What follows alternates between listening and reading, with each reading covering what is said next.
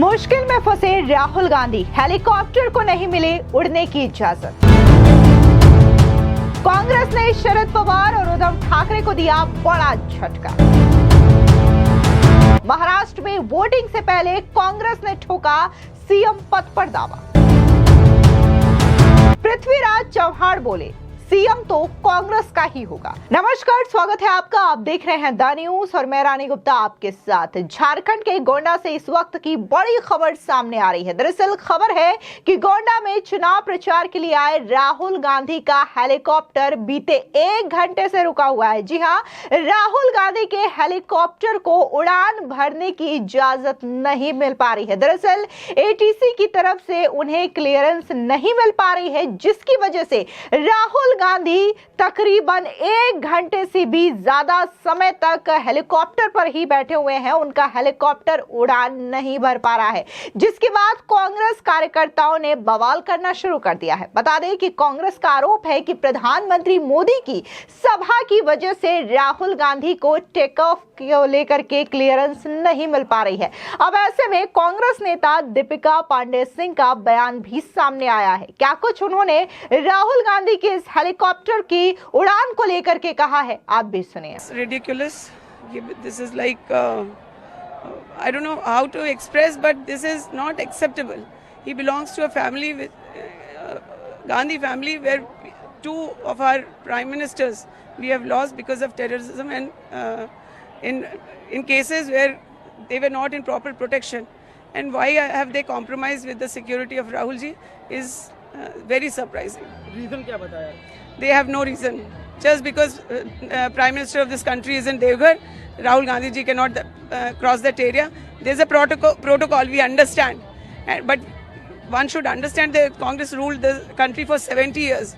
No leader of opposition was denied this kind of permission. Our senior leaders, Pradesh Congress Committee and are in charge, are working on. वहीं दूसरी ओर महाराष्ट्र विधानसभा चुनाव में महायुति और महाविकास अघाड़ी के बीच ताबड़तोड़ बयानों के बाण चलाए जा रहे हैं। हेलीकॉप्टर चेकिंग, बाल ठाकरे, अडानी कटेंगे तो बटेंगे जैसे नारों से चुनावी समर पूरी तरीके से सजा हुआ है। लेकिन इन सब के बीच में कांग्रेस ने मुख्यमंत्री फेस को लेकर के दावा ठोक दिया है, जिससे उद्धव ठाकरे और शरद पवार की टेंशन बढ़ गई है। जाहिर तौर पर अब महाविकास अघाड़ी में देखना होगा कि मुख्यमंत्री पद को लेकर के कहीं ऐसा ना हो कि बड़ी फूट पड़ जाए, क्योंकि अभी तक तो ये था कि चुनाव जीतने के बाद ये डिसाइड किया जाएगा कि कौन मुख्यमंत्री बनेगा महाविकास अघाड़ी की ओर से। लेकिन अब कांग्रेस ने पहले से ही यह दावा ठोक दिया है कि सीएम तो कांग्रेस का ही होगा। अब जाहिर तौर पर जिस तरीके से यह बयान दिया गया है कांग्रेस की ओर से, शरद पवार और उद्धव ठाकरे भड़क सकते हैं और इसको लेकर के अपनी बौखलाहट भी जाहिर कर सकते हैं। दरअसल चुनाव से पहले कांग्रेस ने सीएम पद पर दावा ठोका है।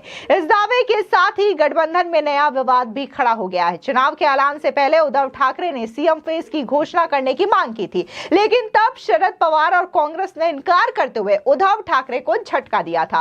अब कांग्रेस की मांग के साथ ही नया भकेड़ा एक बार फिर से खड़ा होने वाला है। दरअसल पूर्व सीएम और कांग्रेस नेता पृथ्वीराज चव्हाण ने दावा किया है कि अगर चुनाव में महाविकास अघाड़ी को जीत मिलती है तो सीएम कांग्रेस से ही होगा। दरअसल इकोनॉमिक्स टाइम्स से बातचीत में कहा है कि उनसे आरएसएस के एक सीनियर नेता ने संपर्क किया था और बीजेपी ज्वाइन करने का ऑफर भी दिया था, लेकिन उन्होंने मना करते हुए कहा था कि वो कांग्रेस में ही रहेंगे और उनकी पार्टी का ही सीएम बनेगा। आपको बता दें कि साल 2019 में मुख्यमंत्री की कुर्सी को लेकर के ही बीजेपी और शिवसेना के बीच में विवाद शुरू हुआ था। फिर राज्य में नया सियासी समीकरण भी बना। उद्धव ठाकरे ने बीजेपी के साथ 25 साल पुराना रिश्ता खत्म कर लिया था। महाराष्ट्र चुनाव के ऐलान से पहले ही महाविकास अघाड़ी में सीएम की कुर्सी को लेकर के सिर्फ फुटबॉल शुरू हुआ था। उद्धव ठाकरे लगातार सीएम फेस को लेकर के गठबंधन में सवाल उठाते रहे और कांग्रेस इसे दरकिनार करती रही। बता दें कि शरद पवार ने भी इस मुद्दे को चुनाव परिणाम आने तक के लिए टाल दिया। चर्चा यह है कि अगर नतीजे इससे उलट पलट हुए तो वो सुप्रिया सुले का नाम आगे कर सकते हैं। आपको बता दें कि कांग्रेस नेता पृथ्वीराज चौहान और महाराष्ट्र कांग्रेस अध्यक्ष नाना पटोले ने इरादा साफ कर दिया है कि वो उद्धव ठाकरे को वॉकओवर नहीं देंगे। पूर्व मुख्यमंत्री चौहान ने एक बयान में बताया है कि ज्यादा सीटें जीतने वाले का ही सीएम बनेगा। लोकसभा चुनाव में 13 सीटें जीतने के बाद कांग्रेस की दावेदारी और भी मजबूत हो गई है। चुनाव के दौरान उद्धव ठाकरे इस मामले पर चुप है, मगर उन्होंने अभी तक सीएम पद पर अपना दावा नहीं छोड़ा है।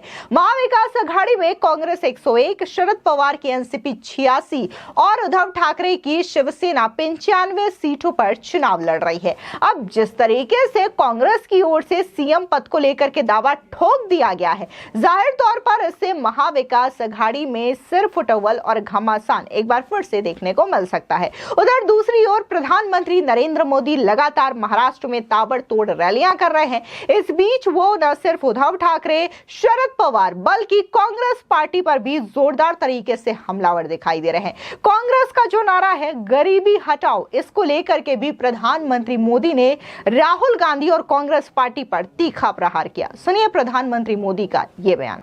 आज महाराष्ट्र के कोने कोने से एक ही आवाज आ रही है, भाजपा महायुति आए तर गती आहे, महाराष्ट्राची प्रगती आहे।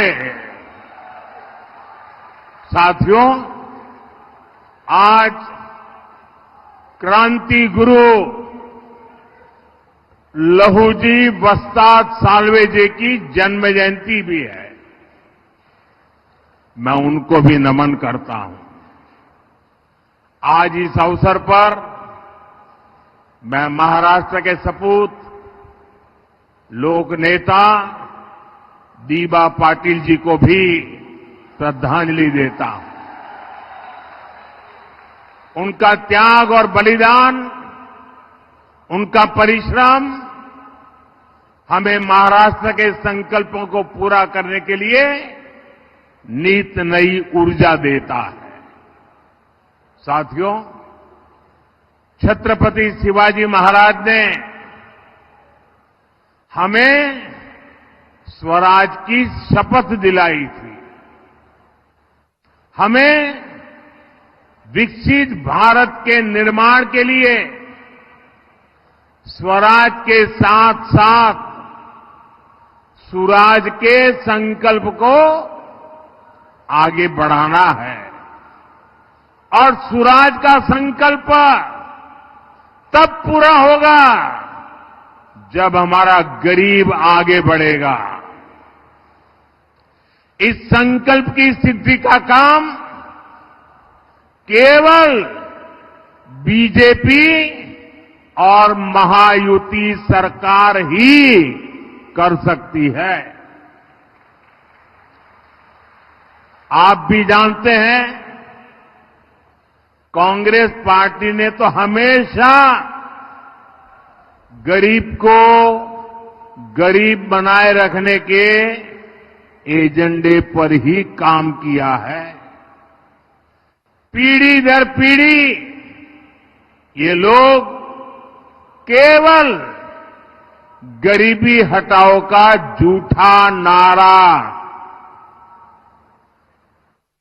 देते रहे, बोलते रहे, गाते रहे। गरीबी हटाओ के नारे के नाम पर कांग्रेस ने गरीबों को ही लूट लिया। इसलिए मेरा गरीब जिंदगी की मुश्किलों से बाहर नहीं आ पाया। रोटी, कपड़ा, मकान, आजादी के 70 साल बाद भी देश के ज्यादातर लोग इसी को पाने में जूझते रहे। पिछले 10 वर्षों में पहली बार ये हालात बदले हैं। पहली बार कोई सरकार 25 करोड़ लोगों को गरीबी से बाहर लाई है। हमने 4 करोड़ बेघर लोगों को पहली बार पक्के मकान का सुख दिया, सुरक्षा दी।